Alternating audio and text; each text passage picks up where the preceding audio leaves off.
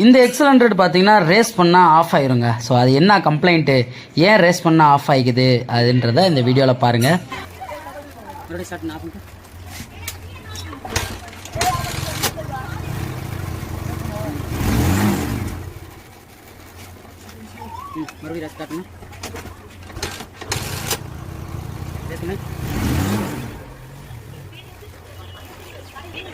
இதுக்கு காரணம் ஒன்றும் இல்லைங்க, இந்த மல்டிமீட்டரை வச்சு இப்போ உங்களுக்கு கண்டுபிடிச்சி நான் காமிச்சு கொடுத்துட்றேன். என்னன்ட்டு ஈஸியாக இப்போ உங்களுக்கே புரியும், பார்த்துருப்பீங்க.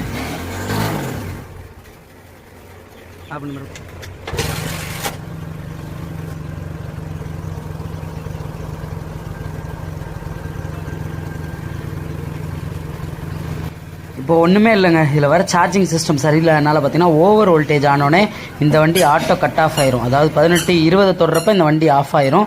ஓவர் சார்ஜிங் ஆச்சுன்னா இந்த ப்ராப்ளம் வரும். வோல்டேஜ் வச்சு செக் பண்ணிடுங்க.